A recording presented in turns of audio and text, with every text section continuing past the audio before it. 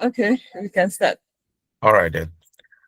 Good evening, my dear parents, guardians, students, wherever you are. Good evening, good afternoon, good morning.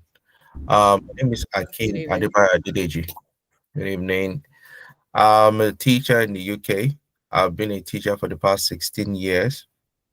Um, Currently, I'm the head of Department of Science at Sodok Inclusive Learning Center. I've taught, held the various positions at various schools, was in the UK, and I was also a teacher in Nigeria. Um, what we're just going to discuss about, let me just outline some of the things we're going to discuss about. We're going to talk about, basically, we want to see, we want to discuss on how you as parents can help our children that are in schools, how you can help improve their attainment, things that you can help them with. Because most of what they need to do is going to rest on them and the school. But at the same time, we can also help our children to improve their grades. So we're going to talk about that, and the session will be interactive. So I will be asking some questions, and you are free to ask questions. Because you are free to stop me at any point in time to ask any question with regards to it. So the basic thing is that we want our children to improve because we are doing our bits, that our children can also understand that it falls on them. But at the same time, we as parents can also um, help them. I'm a science teacher, so well, I'm just going to use it for, the core subjects. There are three core subjects: mathematics, English, and science. As far as the UK, I can, if you're in Nigeria, I believe that also works there, because the basic thing is the math, English, and science. Then every other subject comes into it. It's not that they're not important, but the Ministry of Education identifies it. Math, English, and science are the core subjects that every other subject will be built on. Now, if you're in the UK, um, the subjects your child will be doing. There are no in the UK here. There are three basic key stages before you get to university. You have keys, no, no, for five actually. You have the key stage one, which is for the LES students, EYFs. So the LES students, that's for year one and year two.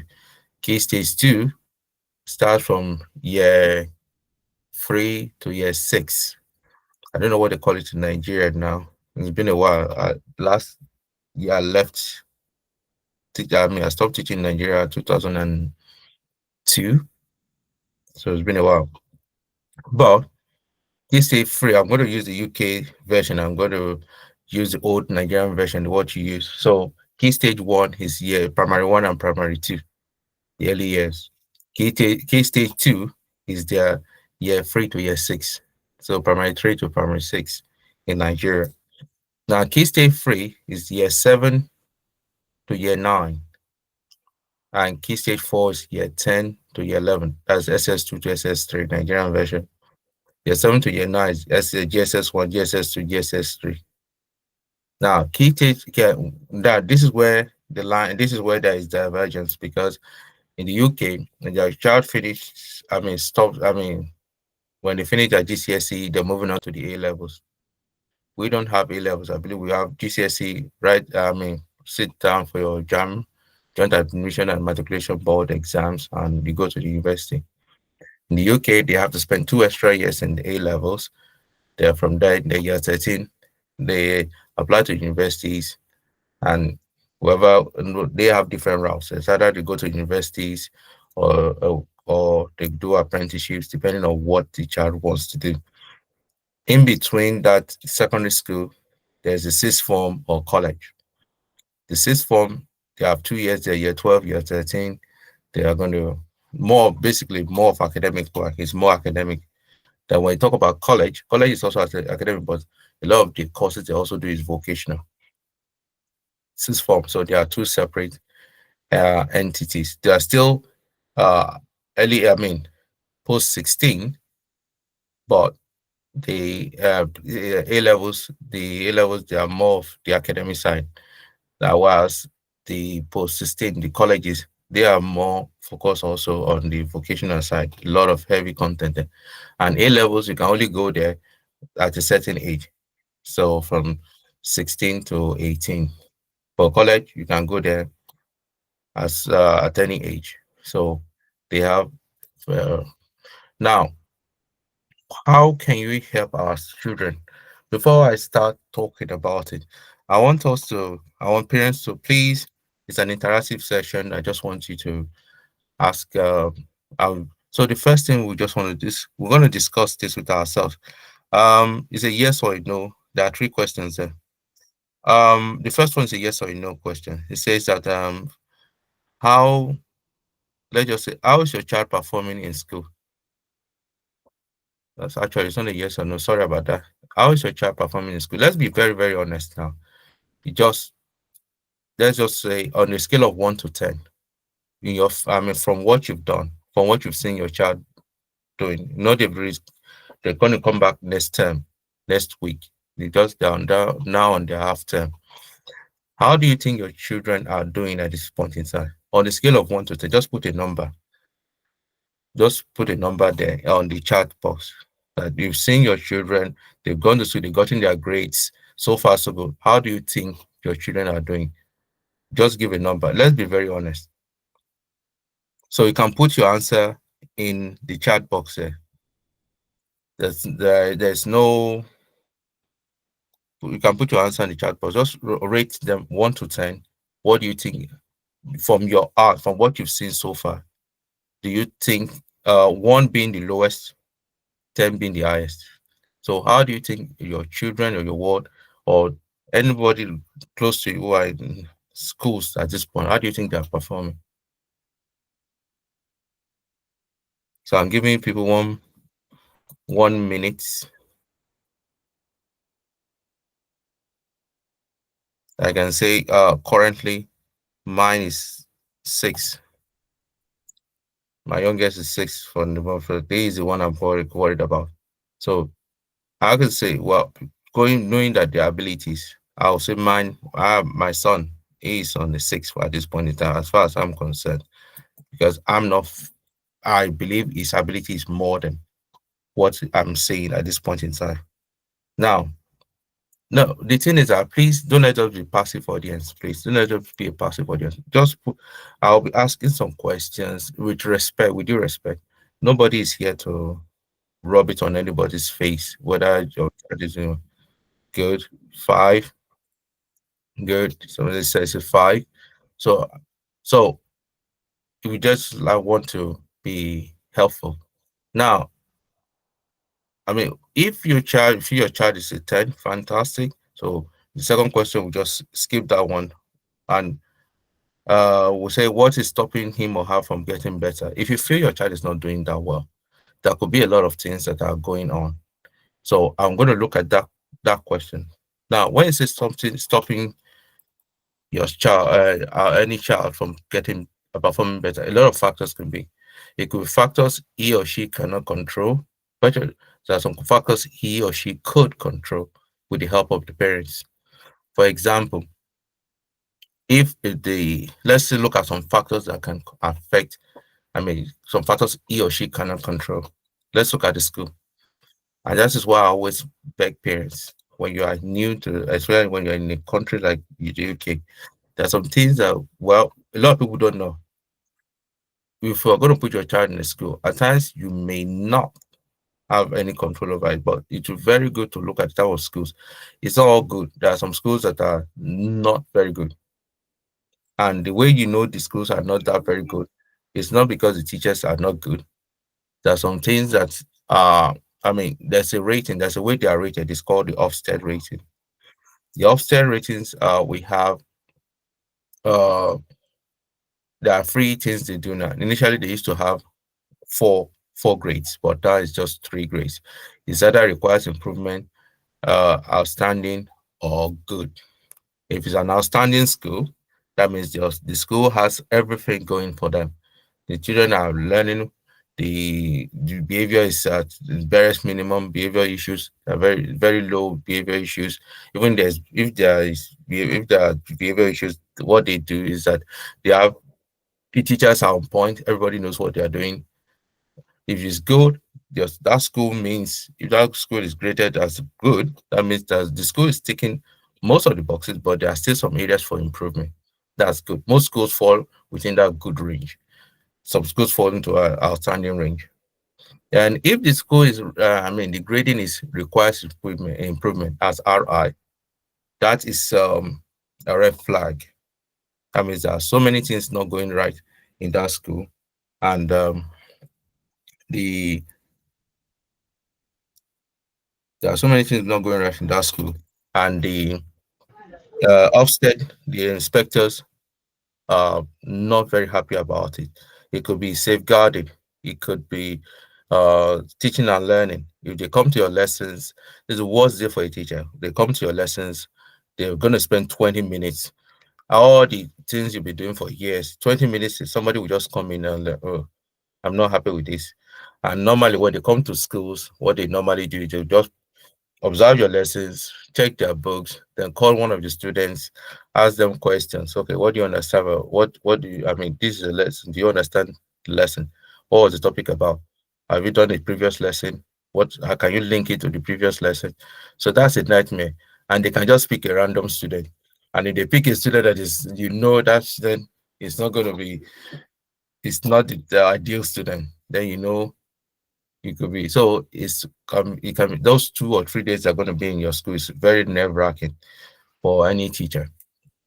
That's being said, that's so you have to look at the type of schools your children are going into when you're schooling. Your child is schooling in the UK or anywhere your child is, you need to read about the school.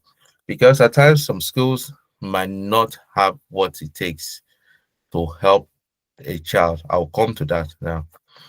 Now, that is one of the things you need to do. One of the ways you can start helping your children. Look at the schools they are going to. Check the Ofsted report. Now, when you go that school, okay, this is the school I like to go to. I like my child to go to. You need to go and they have their open days. Look at the school. Look at the environment. Ask questions. That is one of the ways you can. One of the ways you can help your child. You start from there. Ask questions. Look at the surroundings. Don't say, it's close by. Yeah, proximity to school is a factor.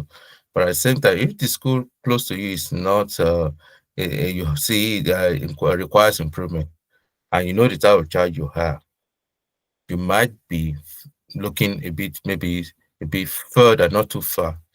So I always encourage parents that, okay, if your child is very, very bright, and you know your child is very, very bright, you've seen from the results, you can let's start from the 11 plus.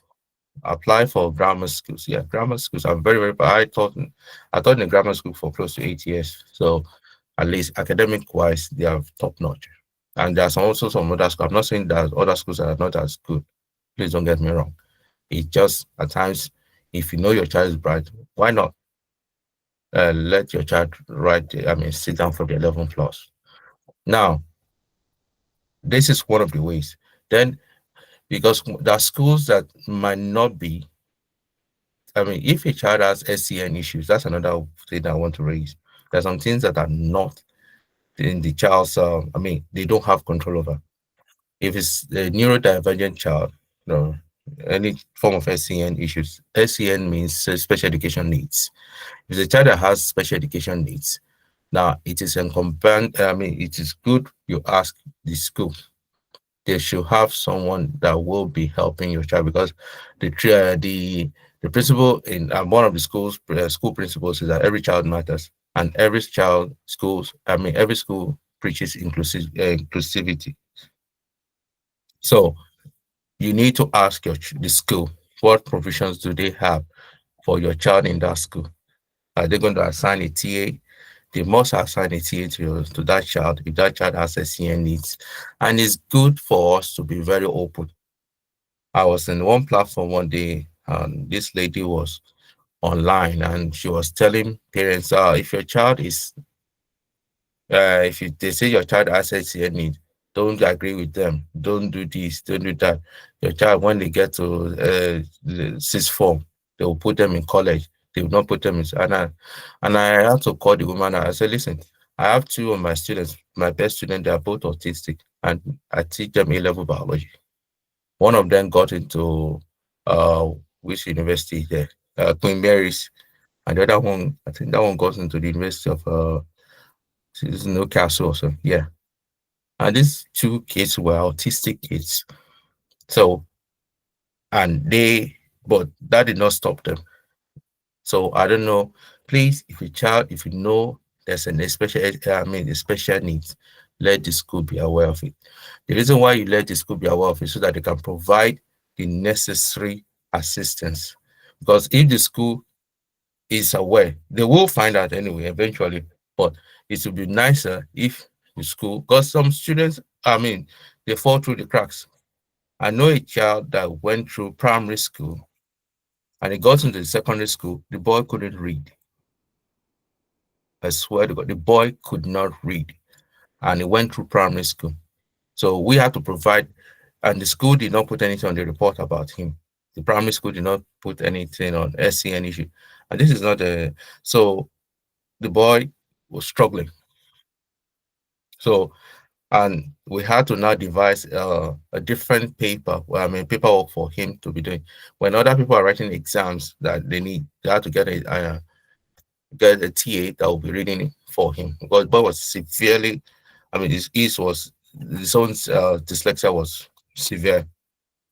So, if you know your child, a child or the child is dyslexic or has SCN issues, it's better you let the school know so that they can prepare on that, and they will do everything. I'm talking about those whose children are studying abroad here, they are living abroad here. I'm not too sure about Nigerian schools as far as NCN is concerned, so I won't say much about it. I don't think we have provisions currently. Even the students without SCN, they are struggling. Talk less of because they have special needs. It's not that they cannot compete; they just need this um, extra, how am I going to put it, more of support, the extra support to be equal, to be studying at the same rate. It's not that they are not studying they are not good. I've said it. SCN, even grammar schools, they are SCN students. The only thing is that, okay, this is what you need to do. These are the things and every child has a passport. Any SCN student in a school, they have what we call a passport. The passport is just like your normal passport. If somebody take your passport, it has all your details in it, your age, what have you. The same thing is what we have in schools. We call it a school passport. So every teacher can just, we know the number of SCN students in our school. We know the what level, what will help, what will make sure that they don't you make things fair for them, balance for them. So that's one. Now, those some of the factors. Also, behavior in schools might be that child that is the one that's misbehaving, or might be the school students, and disrupt. They are very disruptive kids, and a lot of these disruptive kids also, when you find out the one or two, like half of them, a lot of them have SCNEs, but instead of them to, they feel like, okay, if I start, people get to know about what I'm doing, um, people get to know about me, they might start making fun of them. So they'll rather disrupt the lessons. And there are some kids that, I mean, they don't disrupt lessons, but the ones that are disrupting lessons are the ones who will be, making things difficult for them. So that's something they can't control. That is the school's problem, which they should do. And that is why parents, when your child talks about it, parents' evening is, there's a reason why we have parents' evening. Parents' evening is for you to air out your views and your concerns. It's not for us to sit down and be telling you what and what not. Please trust me, when go for parents' evening, if private school, public school, you need to voice out your opinion. But just please be very, very measured in what you say. There's a way you can talk to teachers, and teachers are ready to learn. I'm talking about abroad here. We are not monsters. If you let us, if your child is not doing well, we'll let you know, and we'll say these are the things we are doing. If a teacher does not tell you what they are doing to improve your child's grades, that you take it up with the school, take it up with the head of department or the head of year. This is what they said about my son or my daughter. Now, you are not telling me what you are going to put in place. So if they don't say, all they just do is talk about for 4 or 5 minutes, because we have a time limit, 5 minutes. That's the maximum minutes we can spend with you during parents' evening. So make that 5 minutes count, because whatever you say or do at that particular point in time, and they should be noted. And please bring a note, write down what the teacher has said, name of the teacher, and what have you. So it's very, very important that you know what you have said. I mean, the teacher is talking about. Now, these are some of the factors. I'll still remember some as I go on. Now, how do you now improve her? Now, what are the things he or she can improve? All right, can you move on to the next slide, please? I'm struggling with I'm very, very bad at IT. That is why my voice is doing my wala for me today. So, can we move to the next slide? Okay. Study techniques. All right. How can you help your children? Okay, move to that one, the one with the picture, the slide 4. Slide 4. I'm going to show how we can help our children. Can I move to slide 4? If you look at slide 4 here, there are some things we can help them with. Now, let me explain some things that before we go into that, we need to know the grading system in this country.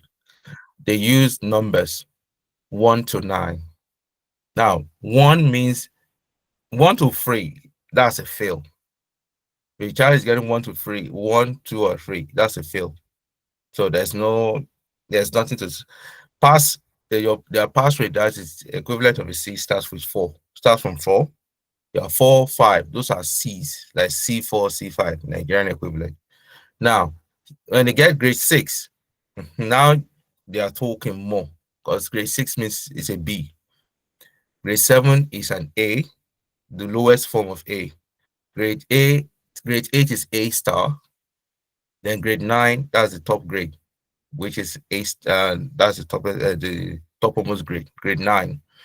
So if a child is on grade 3, even grade 4, because when they get to year 11, year 10, year 11, they give them what is called a grade 11. Basically, you give them what is called a predicted grade. A predicted grade is that grade that, okay, this is where we predict you're going to get in your GCSE. It is that predicted grade that they will take to their colleges or sixth form. And if the college and the sixth form now say, okay, we need a 6, and they are predicting it to be a 5, they will not give them they will not give them any provisional admission. So if they predict as well as all those core subjects, if they predict you to be a 6, 7, 8, 9, yeah, you are home and dry. That is, they are predicting from what you've been doing so far. This is what we're predicting you're going to get in your exam. That's what's called a predicted grade. Now, that grade, the grades like that is what they're going to tender. Now, if your child is on a 4, and the predicted your child's grade to be on a 4, I will be very, very concerned. If a child is predicted 4, I'll be very concerned, especially when they are doing core subject. That means grade 4 is the most deceptive grade. It means, okay, that's yeah, you passed. So far, so good. But that doesn't mean you're gonna get it. You have to. Parents should be on their. If your child is being given a 4 grade, I will be on the phone to call the school. What am I mean, what is the meaning? I mean, this 4 does not mean. I mean, it's very, very dangerous. I will really, really be on my P's and Q's on that, because what you need to understand is that with the 4, that means that in the core subject, and your child wants to go into go into sixth form. A 4 would not deal, as well top schools. They will be very, very, very because they will have kids that will score better grades. So as a parent, you need to be monitoring. Please, we need to be extra monitor them. I know you are doing your best. I know you. I'm not trying to patronize you, but especially when it gets from from year 9, year 10, those are the dangerous years because now they need to be on top of things. They really, really need to you need to be on top of things. And it's well if you have boys are a bit more. They need more work. Girls are very organized. I've taught in an all girls school, all boys school, and a mixed school. I've noticed that the girls are more organized than the boys. The girls they'll have their folders, color coded, everything, everything. The boys, when they come to class at times, where's your pen? Forgot it. Where's your book? Don't know where. But I thought an all boys school, and at times I don't know how many times during break time when I'm on break duty, I don't know how many uniforms I have to take to the lost sport found department. And I was like, in this cold weather, you are they'll forget their blazers, some will forget their PE shorts, PE shoes. So the girls tend to be more organized. So I'm not being sensitive. It's just what I've always noticed over the years. The boys, on the other hand, you really need to be on their case because organization, is for the now, not for the later. They just would know what is now. But so now, what can we do when they get home and they have and they come with grades? Even the ones with 8 and 9, you can still they don't that those ones too. Even if you even if they are 8 and 9, Mr. Gube, Oga Michelle, good evening, sir. So even if they don't have the they don't have any problem. Oh, my child is saying that I'm 8 and 9. You still need to be on top of it with them. Now, what are the things that you need to be very, very mindful? They need to be very mindful. They are studying habits. They are studying. Some kids have already they've clocked it, clocked like I'm using their slang. They've clocked it now. They are some of them are very organized. Maybe they have an older sibling. Maybe they have an older sibling that has been, gone through this the process. So they would try to copy their older sibling. So some of them they are already organized. Some of them, so organization is one thing that the most of them lack. They are not organized. They have a lot of things going on, and they always feel the last minute.com preparation is what they need. And they always find out that they don't have the what do you call it? By the time they get to now, those of them who are not organized, they are already panicking because now they are swamped with a lot of things. They are going to do up to 8 subjects, and some of them require coursework. Uh, so design and technology, loads of coursework. Some of them will be doing drama. Drama still they still have to go. Those who choose drama, because drama is one of the papers that will come first. I think around April, May, their first paper will be drama. So they are thinking about that. They have other things. They are juggling a lot of things at the same time. So those who are not organized now, they are going to struggle. So it's not too late. As parents, we can teach them how to organize themselves. And please don't take no for an answer. Let them know. We have to convince that this now things are because by the time it gets to exam date is very close. They have half term now. They're going to resume late February. By the time they get to late February, March, they're going to have another 2 weeks off. April, that's just the people who start their exams around April. April, May, June, they are done. So they have very few weeks now. So now some of them will now be thinking that okay, I'll study, GCs are still far away. Most of the things they're going to be the exams they're going to be doing are things that they will have done for 2 years. I don't know how on earth they think they can revise cram for 2 years. And most of the questions they ask them are applied questions. So they don't ask them direct questions. Where in sciences, instead of can you define photosynthesis, they will not ask you that question. They will ask the way I manner they will structure the question. Then if you feel like you've crammed it, they'll think, oh, let me just that was one kid that did that. He got away with it to a certain extent. All he did was he just looked at the mark scheme of virtually two exam years and crammed it.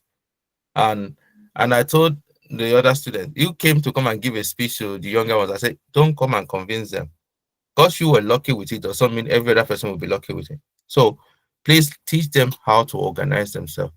I will also teach them at school, but your word carries more weight with them because they live with you, and the I was carry weight with them, but yours, you putting your input will carry more weight on them. They need to have a study session. Sit down. They can plan a timetable. They have a timetable. If it's 30 minutes a day, 30 to 1 hour a day, 30 minutes to 1 hour a day, you are studying this. You have a timetable. You will gain more than waiting till maybe 2 weeks to your exam and you are cramming. You are not going to gain anything. That's why a lot of them have issues. Now, they need to have a regular structure with them. Children need structure. If they don't have a structure, they'll just be doing whatever. It's like leaving somebody who's not experienced in front of your car.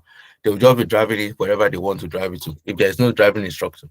So they need structure. A lot of them, they need structure. Don't be deceived by their age. At my age, you at your age, yeah, there was still structure.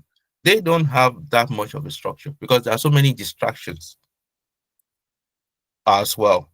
Please, that phone is a double-edged sword.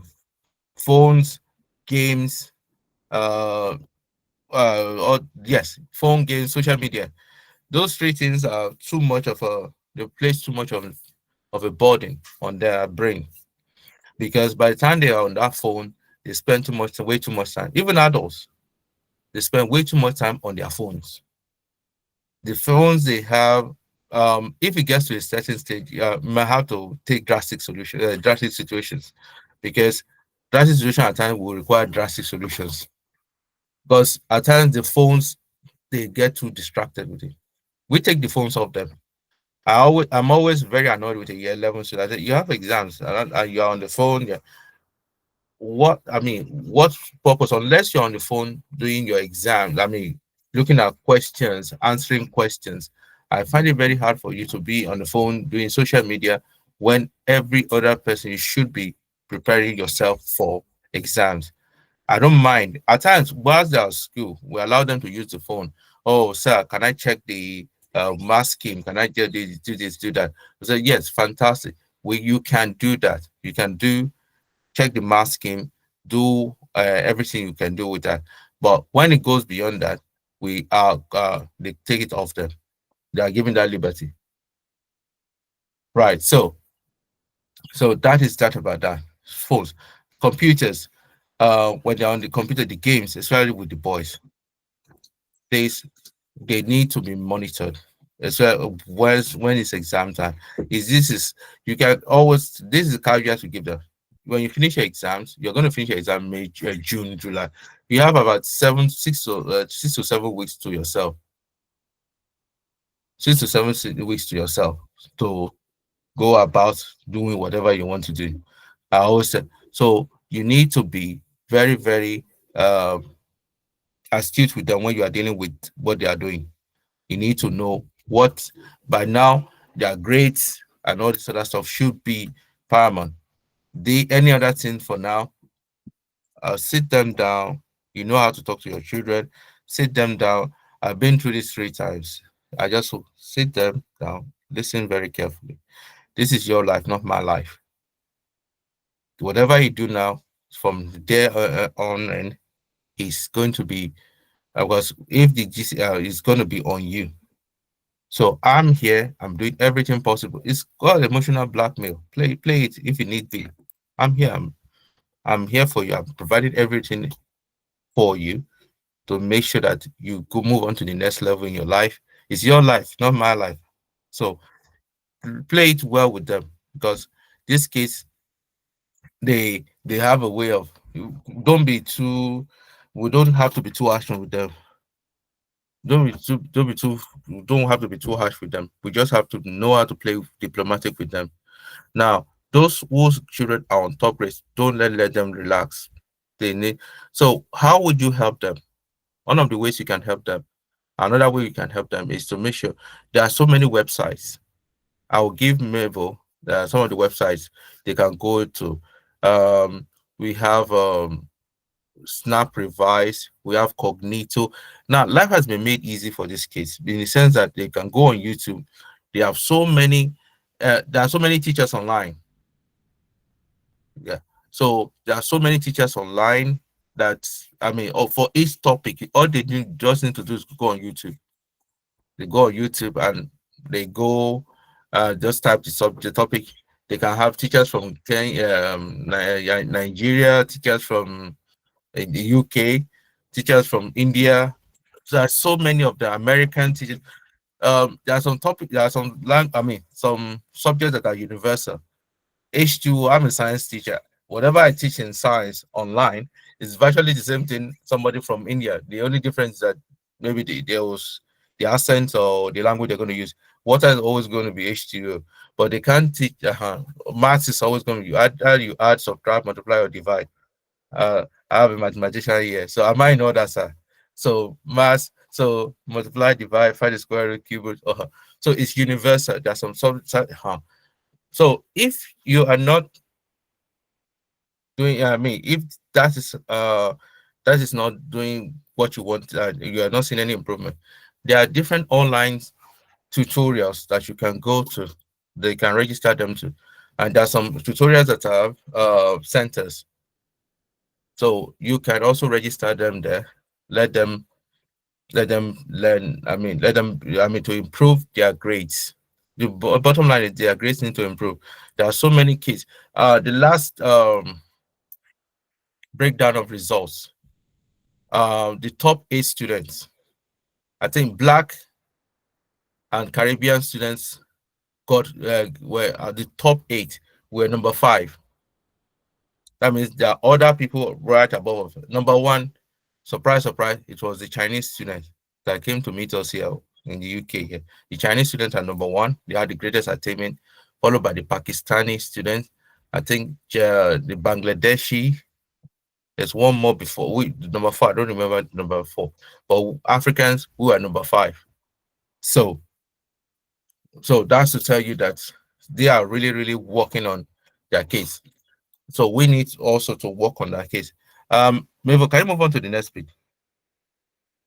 All right. So there's no before you go, before some study techniques. Can you enlarge this? Can you make this bigger, please? This slide. So some study skills that they can improve on. As I said, one of the things that they need to know now is if they have their exam papers, if they have exams, how to do so they need to know how to recall.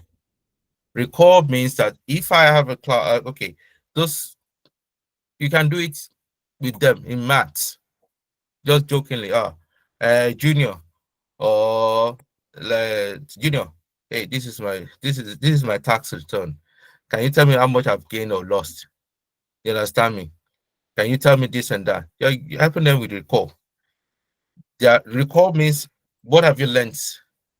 What you've learned, can you give it back to me with little or very little variance from what you've been taught, or in your own words? How can you present it? You can give your child, I mean, we are not all, if you there are some things you can give to them, okay, use this because they teach them mathematics, like mathematics, science, everything. Like science, you can whatever you still recall, you can or take take one of their what do you call it, exam papers. Okay, do this for me. Do this. When they do that, then you can check the masking, whether the child is correct, whether it's correct. Trying to make them recall simple things. What is the formula for water? H2O. What's the formula for carbon dioxide? CO2. That's that we are trying to make them recall some stuff. So those are basic ones. You can make them do the basic ones. The one you to remember. It can so some of the things you can also help. It can be back and forth. So you can also this one's called summarization. I won't go to that space review because that will be so summarization. Help them, okay, like in English language. They read a test. Okay, can you tell me what the test is all about? Maybe it's a test from maybe Shakespeare or anything or whatever they are giving, Lord of the Flies, what have you. You can just read it through, then tell them, okay, what can you tell me in summary? What can you tell me what this thing is all about? Whether right or wrong, at least look at the way I'm gonna read it through. You can read through it. be reading it, and he or she will be telling you what he or she. I mean, that one is very, very important for them. When they're doing the languages, especially English language. And English language, there are two is double weighted. They're getting the exam two grades because there's English language and English literature. So it's double weighted. That grade is going to be two. So they really need to work on it. English language is a problem for English. Maths is a major problem for our kids. Maths, because a lot of them, I don't know for the love of why they just feel scared of. I mean, it's nothing that difficult. The maths teacher is around in here. There's nothing difficult in it. It's just you sitting down, looking at the principles and applying it, and Bob's your uncle. Go. English language is a problem because a lot of our kids are EAL. Don't get it. Don't let us make that mistake. That because they speak it doesn't mean they know. Some of them they don't understand. They don't know how to use tenses and all this other stuff. They use the wrong tense. And if you notice, one of the greatest problems they have is this phone text message and all this. Because a lot of them, when I mark exam papers, I still see text message and English in my exam paper. So this text message or predicted test is actually doing more damage to them than good. The English is not because they speak with the accent doesn't mean they know what a lot of them don't know because they have a very low attainment. We need to. That is why if we are good, but we are CEAL. Yet let's get teachers or English teachers who can help. You can go online. There are very options because they are teachers that can explain things to them. And one of the reasons why you need to understand, yeah, your child might go to school. At times, they feel some of them feel reluctant. It's their nature. Some people are very shy. They don't want to ask questions in class so that people might not be laughing at them. So with it, I mean, just help in that tutoring. Let them do tutoring. If worst case scenario, they need to do tutoring because if we sit down, if they don't pass the science, they can get away with not passing science. They can pass other subjects. Maybe they don't want to do science in your A levels or in college. But maths and English, if they fail it, they will still have to redo it.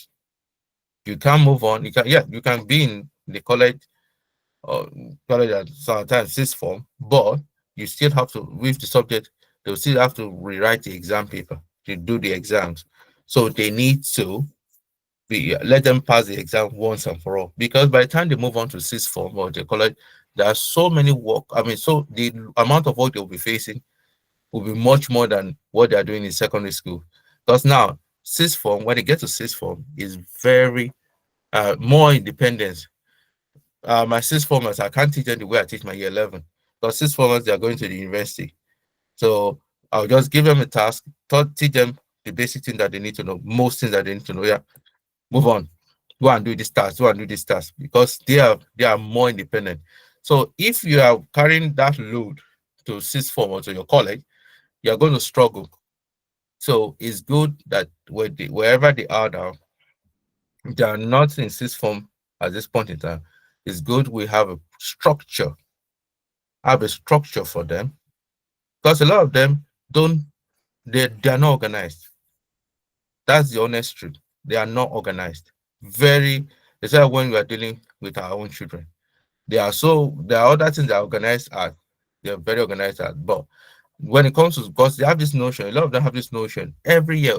If I have $1 for every time I see this, they believe that okay, all I need to start studying is when it's a month to the exam, and that's very risky. So as parents, we can also help them. One of the ways, these are things that they can work with. All these things are things we teach them at school. I'm just showing you what we teach them at school when it comes to revision. So also acknowledge that different study techniques work for different individuals. I need to acknowledge that what will work for child A, that you know your child.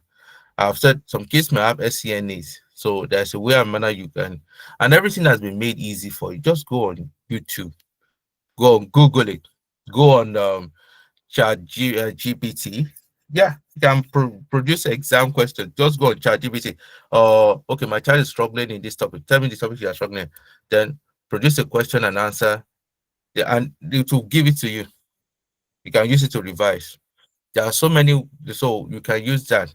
You can just take your time. If it's 30 minutes of your time, I know things are very, I mean, you have to do your job, you work, come back home very tired, and etc. You don't have of the quantity, it's quality.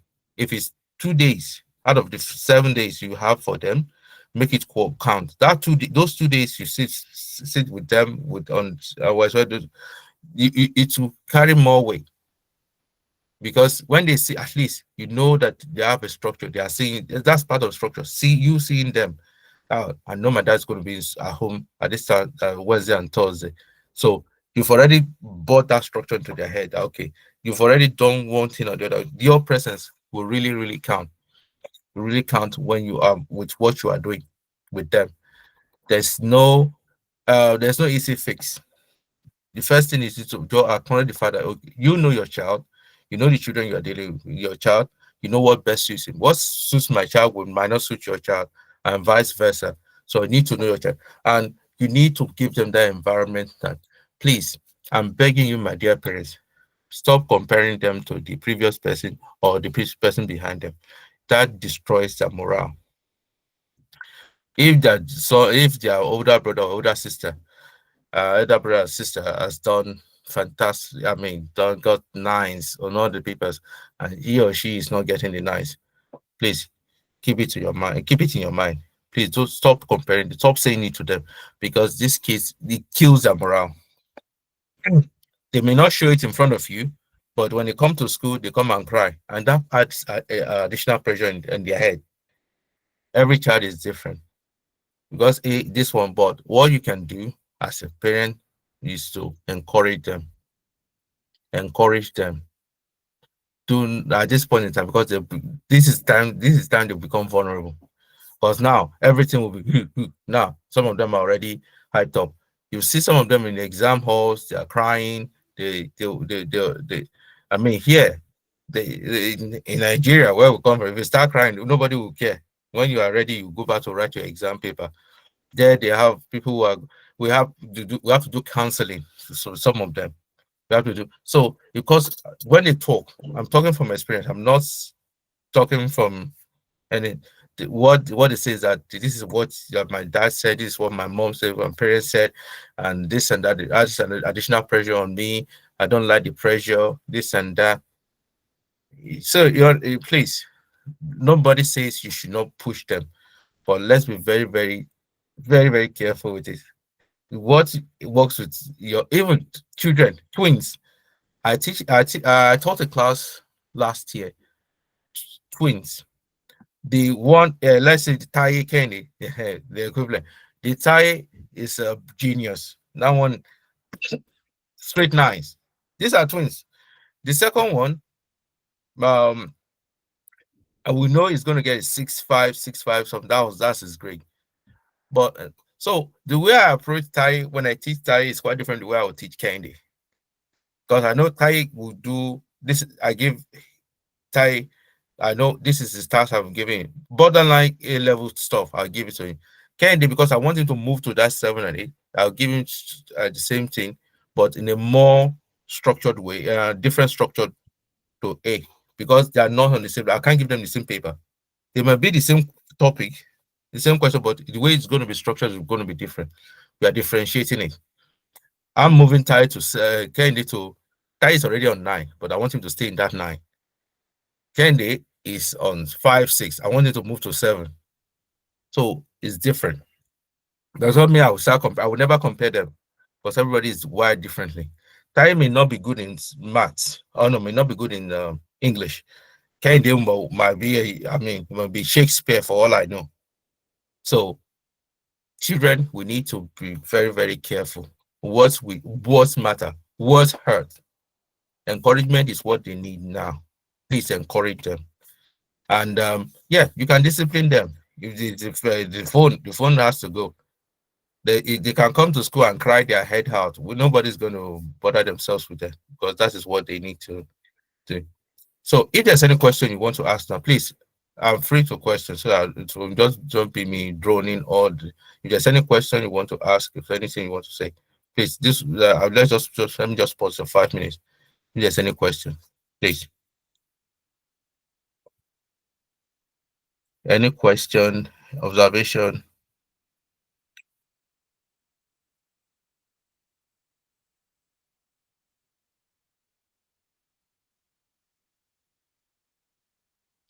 No. Oh,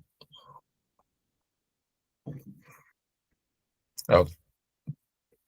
Smart. If there's any question, Mabel, can you move to the next slide, please?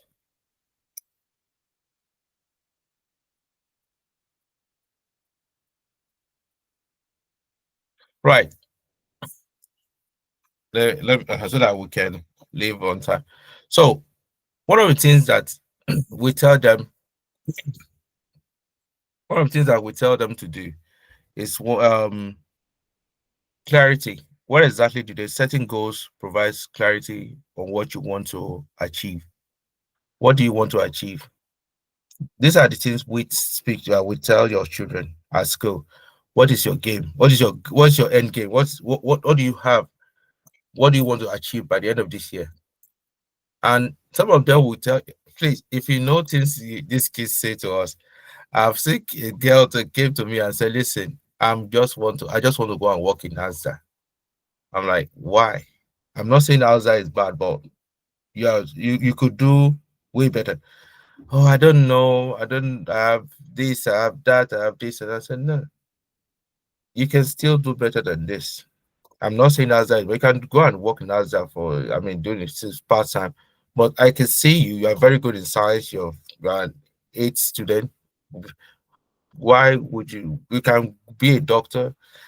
Because nobody actually sat her down, because the environment she was in, nobody actually sat her down and told her that this is what you can achieve. The dad was like, whatever you want to do, I'm fine with it. We asked them to set goals for themselves. And a lot of these goals, and we always tell them, you have to be honest with yourself. We set them, tell them this is are the goals you need to. I mean, this we're not going to tell them what they are, we can be, but when we see that okay, you are selling yourself short, as some people, some of these children is just confidence. They just need that something to push them. Please, there's so much we can do. This is where you the parents come into being. Help them because words can you don't know the amount of I mean the encouragement what they can actually achieve with loads of encouragement. They can do a lot. Being that a child is predicted a four doesn't mean your child will get a four. We just predict from his current behavior, I mean current status, that this is what we think your child will be getting. I've seen a girl that was predicted a four. The parents, we had a meeting with the parents, we discussed it. Okay, what are we going to do? Structure this, do 1 hour of this, do what? And she came out with a six. I believe she's now in uni. During the COVID, she got a six. No, there were they said before the COVID, and she got a six in maths, got a six in English, and she was predicted a four. In fact, that four was shaky because it was a 4C. That means she can drop into a three, and she came back with a six. Some of these grades at times can be a wake up call for them. So they can also motivation. You know how to motivate your child. I cannot tell some children if you say you are going to buy them Nikes, if you want them to walk with their heads, they'll walk with their heads. I know some children like that. They have different motivation. Some people traveling, all sorts of job. You can motivate them. Whatever you know can motivate them is left for you. Accountability. Let them be. They have this thing. It's never their fault. It is always the teacher's fault. That's what they normally say. It's always going to be, oh, the teacher does not like me, this and that. They need to start holding them accountable. Uh, Direction and celebration. They celebrate them, whatever they do, celebrate them.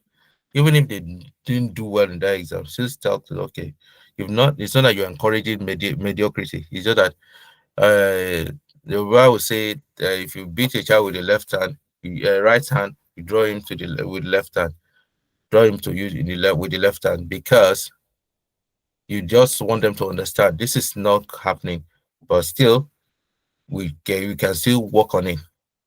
So we just have to be on top of things. Now, those are for the children who are in year 11. who are going to writing their GCSE, the year 12, the year 13s too. You'll be surprised. These are people, year 13s are the ones that are going to uni by September. If you know how needy some of them are, I used to laugh at that. You guys, I'll give you 5 minutes. Some of you will not last 5 minutes in uni with this your behavior. Some of them still need to be pampered. They still need to be I mean, you think they're mature, they are old enough, they're working it. Trust me, some of them they are not different from when they were year 11, year 9, year 10 at times, behavior wise. So they also need, these are the two exam years in secondary school, year 13, year 11. The same thing applies to them, the A-level students. If they are struggling, their grades by now, if seeing their grades is not much to be desired, get a tutor for them. A-level stuff, get a tutor for them. You can go online, you can see tutors within your area. You look at or you can go to physics and math tutor. There are so many tutors there. There are the university students that, I mean, their head is still fresh. So they will tell you, just close your eyes with the gas because, well, some of them just look at the best bargain. Don't look for best bargain for you that will match your pocket. Just know that you are trying to give somebody a future. Your child, whatever is going to happen, you have done your best. You can say with beat your chest, I've done my best as a parent. So it's now left for them to the A-level students. I'm not, because they are supposed to be more independent. So some of them still, yes, madam. Madam, you wanted to ask a question?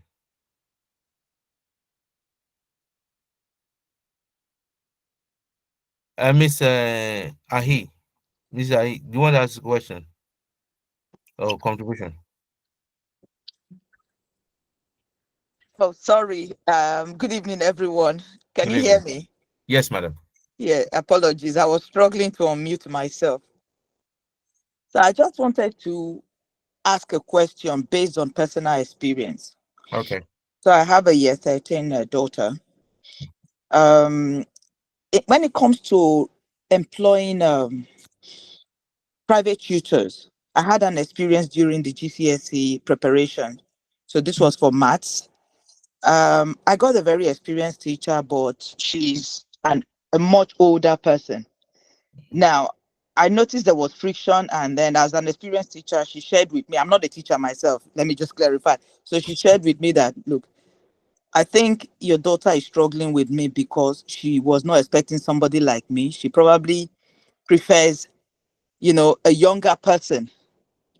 So, as the teacher yourself, what's your recommendation? I'm Nigerian, born and bred in Nigeria. So, I thought that that wealth of experience would do the work for me. Although she passed, but I know the struggle we went through was more than we should have gone through, according to the teacher. What's your advice? Um, what I would say is that oh yeah, I have one of my bosses here. So what I would say is that when you are looking for a teacher, you need to. That's what I normally do when I tutor as well. I say, okay, give it to your daughter, give it to your son. I would like to have a conversation. They should first have a conversation with that teacher. Some of what I would say is that whatever you want to get in a tutor for your child, he or she, please involve them at times, because personality class, we have similar issues whilst we're in school.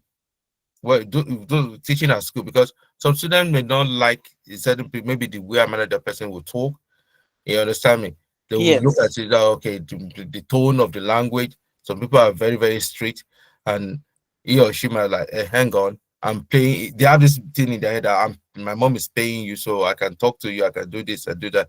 So, and that person's mode of teaching might not be suited to that, to your son or to your daughter. So, what I would advise you do is that first of all, you need to see when the tutor is on, you need to observe.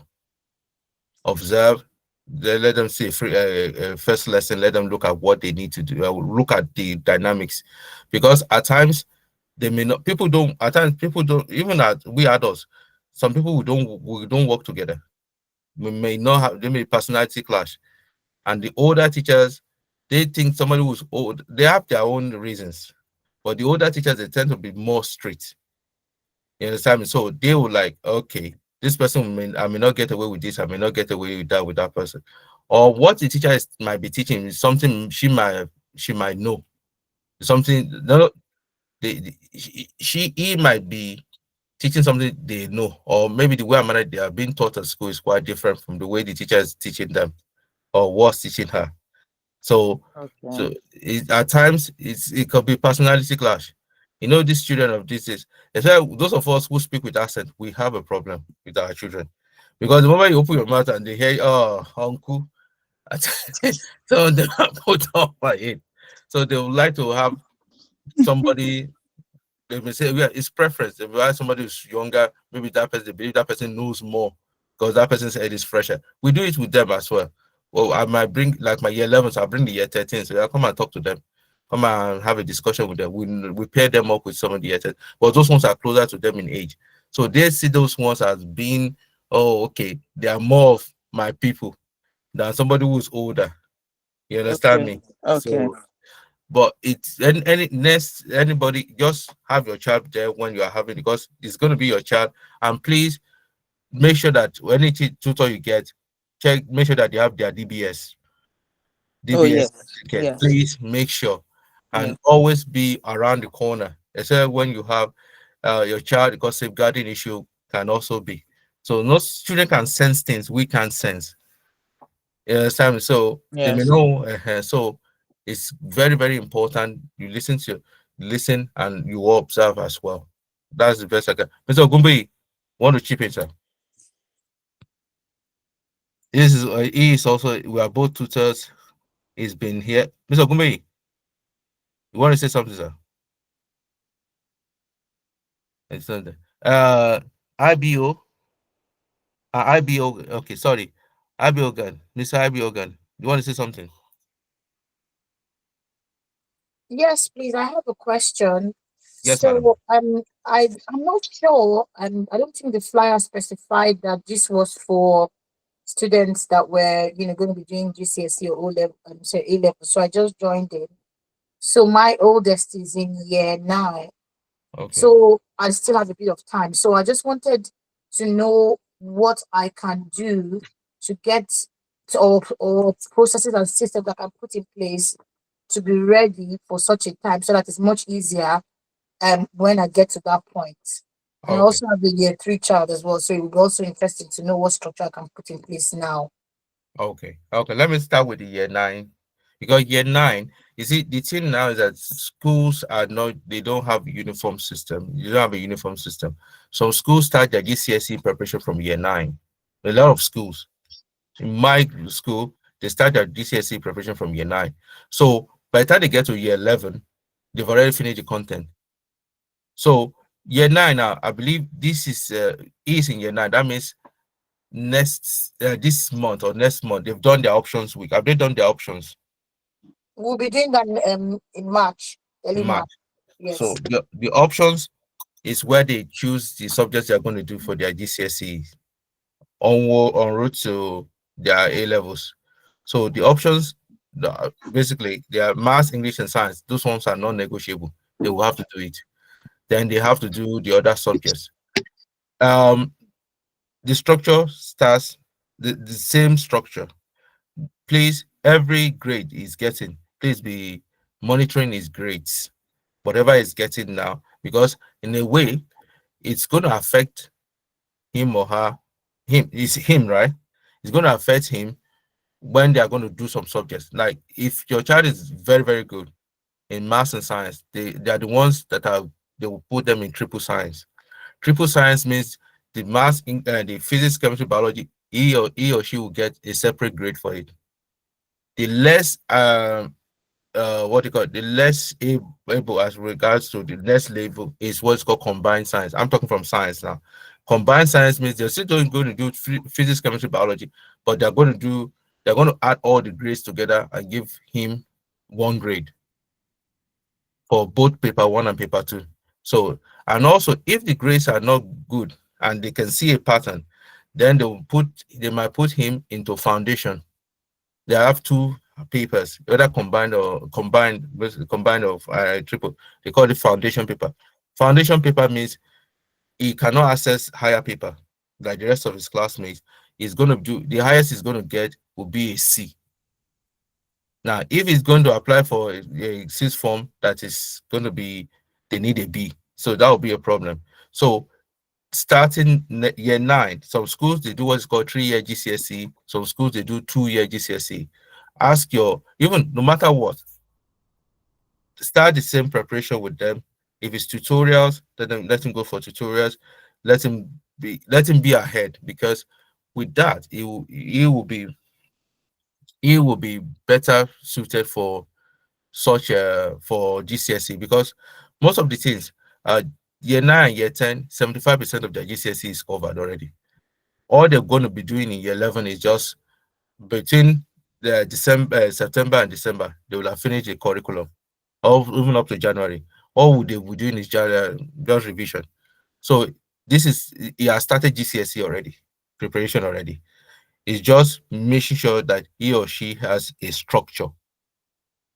That structure is what they need. Especially boys. The girls are more organized. Boys, you need to be on their case. Me, I born one here too. Now every day they sing like a pastor. Every day they still do the same thing. So you need to be on top of the game with him. Don't let him slip up. By the time he gets to year 10, we'll get into the rhythm of it. If it's 1 hour revision every day, you're doing 1 hour revision, that it won't kill him. 1 hour revision, go through your work, go through what he has done. Parents' evening, if you see that his grades are not good, call. You don't even need to wait till parents' evening. Call the school. Even once a term, call the school. This is what is going on. I want to know what's going on. Even if you don't know what the grades, some schools they will not put the actual breakdown. Just ask them. Parents' evening, bring the grades. Okay, what is it? What does this mean? What does it? How does he improve? There are so many things that can be, so you can improve. Start checking him from now, because GCSE has already started from year 9. Year 9, it starts from year 9. In the old days, when I started teaching, they write their first exam is when they're in year 10. Then they write the second paper in year 11. So that means year 9 is still very, very, so he's in a very important year now.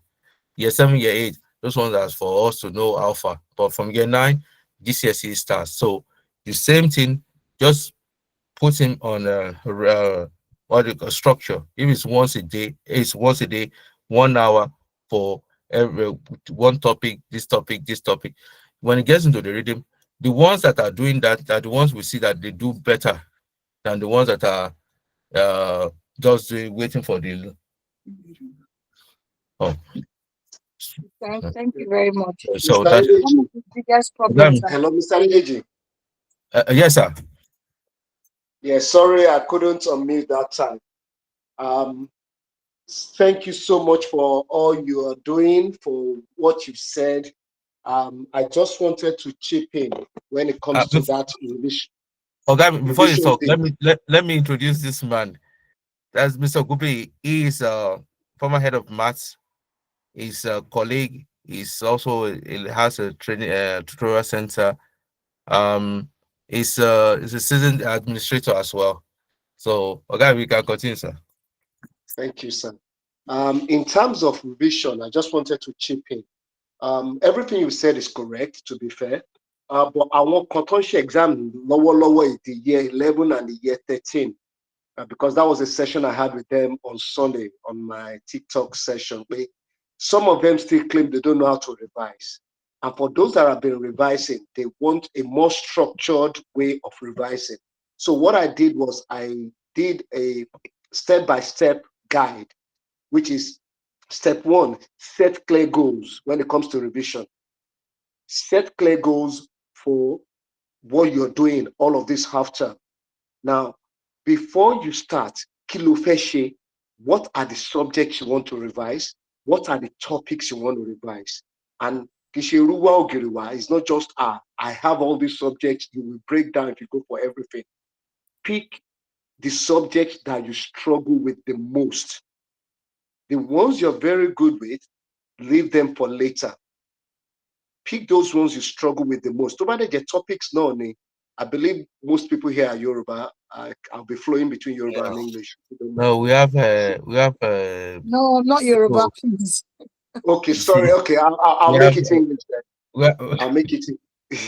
So what I'm talking about is about revision strategy and techniques. That if I'm using this half-term break as example, say you don't know how to revise and you really want to knuckle down, you really want to achieve something for this week, which you can take on into the other weeks after the half term. You've got to break your workload down to a manageable thing. Now, pick certain subjects that you know you struggle with, or probably certain topics in a particular subject that you struggle with. List them in order of importance. Okay? Then use your daily structure as in morning, midday, afternoon, and evening. Use them correctly. Now, I tell them this: if you really want to get results, you've got to sacrifice something. If it's your game that you've been spending 2 3 hours on daily, cut that down to probably 1 hour or half hour a day. The other time you normally spend on your game, use this as your sacrificial time to get your result. So in the morning, spend about 2 hours if you've been revising before now. But if you're new to revision, do 1 hour. Okay? And what are the things you will do? You just don't say you want to read. If you read so much, they won't stay. You must have a strategy that works for you. You could use flashcard, you could use summaries, you could use review notes. I don't know how many of them come up with their notes. The best material for people, anyone, old or young, old, sorry, daughter, turn it off. I'm on the phone. Sorry about that. Hello? hello. Hello? Yeah, sorry, my daughter was messing around with the music. So you use your flashcard, you use your notes. Your notes are the best material for you. Why? Because it's your own handwritten work. If I give you something, I could write it in such a way that it may not make sense to you. But if you've been taking notes with the classwork, with all the resources online, your note makes more sense to you than any other person's work. So go with your notes, go with the flashcard, go with all other strategies that you have. Once you do your flashcard or whatever in the morning, in the afternoon, do a practice. When I say practice, get a past paper, practice, mark it. When you mark it, use what we call the mark scheme. For those that are teachers or for parents that have been working with teachers, you know what mark schemes are. Now, the reason I encourage them to use mark scheme is you want to see what the examiners are actually asking you for. Now, when you use the mark scheme, you see where you're losing marks. Sometimes it's not about not knowing it. It's about knowing it, but not being able to answer the question adequately. That's where you see a 4 marker, you're getting 2 out of 4. A 3 marker, you're getting 1. You do not want to lose points at all as a GCSE student. Okay? Now, once that is done, you now do focus revision based on those areas where you've come short of the mark. When I say focus revision, Mr. Dedeji said it already. Go back to ChatGPT, go back to all of this AI thing that I build specific topic in that area where you've come short of that mark. Do 1 or 2 more, and then fit in your rest. That is for this half term. Then going forward after half term, they need to have, Mr. Dede, you mentioned it, but you need to have, as a parent, have a timetable for their revision time at home. When they come back, what time do they come back? What time do they start revision? They don't have to do too many after school because they would have been tired and you don't want them to be overwhelmed. So they need to put all of these things in place. Consistency really matters. What they can do now, year 11 and year 13, is practice, practice, practice. The younger ones, they need to start building that culture of revision. And as they do that, I pray God will help them. But consistency, I tell them, success and failure, they are a journey. They don't just arrive. You just don't come into success suddenly. You must have been working towards it gradually. Same for failure. And so the younger ones must get onto that journey of succeeding by practicing now. Thank you. That's just my little input. Thank you, sir. That's Mr. Gobe is one of the people that we work together, and we try to help our parents, which he has highlighted some areas. Actually, I was going to talk about the flashcards. You can get revision guides even if you go online on Amazon revision guides. You can get them textbooks on the revision guides they can use. They have these packs. They just or if you don't want to do that, you can, like Mr. Gumbi has said, there are so many websites like the ones that Mr. Gumbi remind me, physics and math tutor, right? There's physics and math tutor. All the subjects they need to do, all the exam questions are already in there. You can all Yes. they need to do There is just there are a click lot on of it. resources out there. And For physics and math tutor, you get all the subjects. all the Now, there are subjects. free resources online. Can I continue, sir? Yes, pure by all means, sir. Okay. When it comes to sciences, maths, and English, a lot of resources that parents don't need to pay for are out there. Many of these young people know them, but for parents to be part of it, I can suggest some now. For maths, because I mean, my area is maths. For maths, we have the Corbett Maths, it's free. We have the Maths Genie, it's free. You can use any search engine to just type it into Google and it will bring all of this up. We've got first class maths, which is relatively new, but it's fantastic. With first class maths, they can see topics that are quite frequent, that they come almost every year, and they see the percentage at which these questions are repeated. Um, for English, I'm sure there are resources as well, but because I'm not an English major, Can they I also can. use, sir? Can they also use Seneca? Yes, Seneca, particularly for Seneca. maths and science. Seneca, Yeah. yeah. There are many. There are many. There are very many. But the ones that we have used and that have proven to be good are the Maths Genie, the Corbett Maths, and the First Class Maths. There are others that are paid for by schools as well. You can speak to your children to find out what resource they use in school. The popular ones that are paid for are the Sparks Maths, which they use Parks. for Yeah. homework, but they also use it for revision. There's Sparks Mhm. Science, there's Sparks English, there's Sparks Maths. Um, there is also Maths Watch, which is an old resource, but it is very, very effective. There is My Maths as well. It's also an old resource, but it is good as well. So those ones are paid for.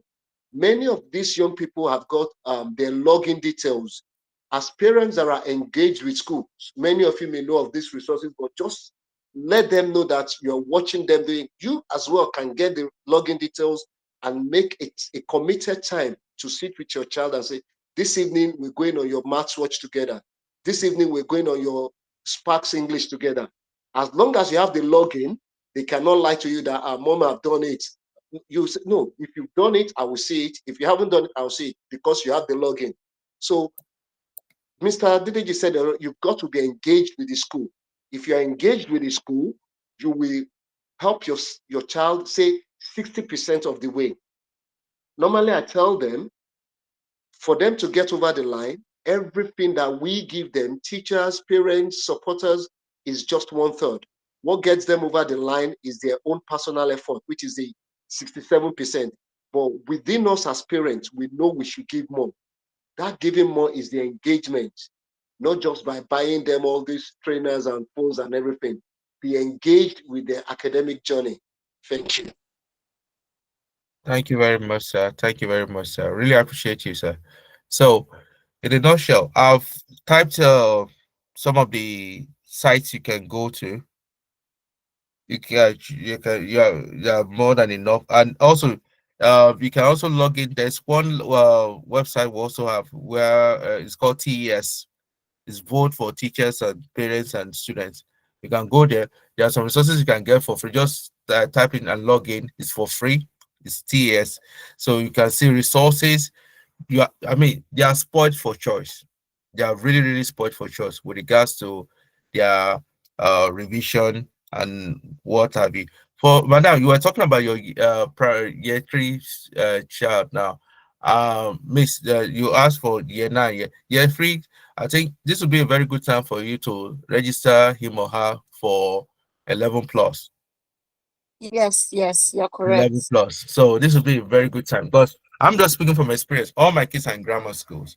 I started with from year 3, and it's not that they're going to do it, but we know they're going to do their exam in year 5, basically. So that space of time, their schools were also doing something for those who are the top end students, preparing for them for 11 plus. But at the same time, I don't teach. I'm not Mr. Gobi, 11 plus all the things. I don't have that patience. Though the only thing I could teach was maths, and there were some 11 plus questions that had to do with science. Then I helped. I did, but I paid the tutor, the center. Okay, then go and prepare yourself because we can do that if we have the opportunity to send these children, because one of the ways we can help them is get them to very good schools. If we have the means, the 11 plus is draining, can be both draining to parents and the pupils, but and the child. But at the end of the day, is what matters because academic performance wise, a lot of the grammar schools they tend to prefer. I mean, they have very high attainment. It doesn't mean that other schools are not good. It's just that if it's if we can, every little helps, like Tesco they say, so we can do that. Is there any other question that before we go? Any other question?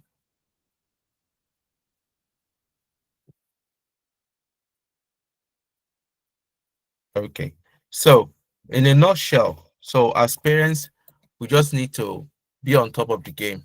I've typed in some of the sites you can go into, like what me and Mr. Ogunbi has said. So you can go into this website, get as much resources. Most of the resources are free. There's some that the schools are paid for. You just need to have, and in most cases, those ones like Sparks or Seneca or whichever one they're doing, they are logged into with your email, put down your place where they ask you for your details, put the details there. They can log some schools, they log into they've logged your name, your email to your school, to your child's resources. So if your child is not doing like mine, if my children, any of my children is at the end of the week, I know the homework they have, just checking my email because they will tell you this person, and if your child has not done the email, done the task, they will send you an email. The team will generate an email instantly. Your daughter, your son has not done this homework, this and that. So you can keep an eye on them. So it's just making sure that at the end of the day, whatever works for you and your child is what matters. But let them know that at the end of the day, it is their life. But don't let them know now, please. You can, because when you start giving them that opportunity, it's my life, and some of them can speak grammar. I've been through 4, no 3 already. So the last one, I've lost all my hair. You even though because when they start it, you just have to be firm.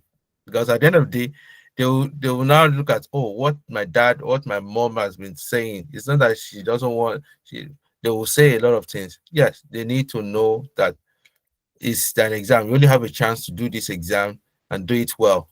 And that is just it. I remember there was a school in Woolwich.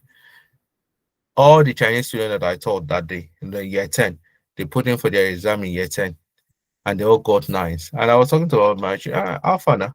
This student got nines. Oh, they're Chinese. I said, no, there's something special about them. It is you planning your time, doing this. You could have gotten the same grades. So, is there any question, any contribution before we call it a day?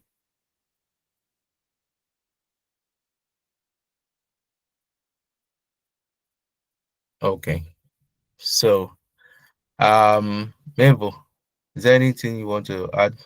Or just anything so before we No, no, I just want to say thank you to you, Mr. Hakeem, for this wonderful presentation. And thank you for enlightening us on a lot of things that we as parents can do for our children. So thank you. And I know that a lot of people that have joined today have really gained one or two things, and those that did not join has also missed a lot from today's section. Thank you so much, sir. You're welcome. And You're thank you welcome. everyone for joining.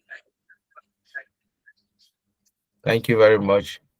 Much appreciate your audience. Thank you very much for the question.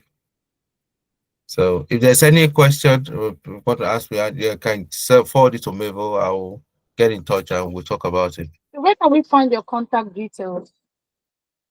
My contact I can give you my contact details now. 074. Okay, let me just type it here. 07454930903. I also run a tutorial center called AAA Tutors. I've sent my contact details there. So, all right. So, any other question? Okay, if we do not have any other question, on behalf of the exclusive Women of Influence Circle, we say thank you, sir, once again, and thank you everyone for joining. Thank you for your time. Thank you very much. Sir. Thank you, Thank you. and have a wonderful night. You too. You too. Thank you very much.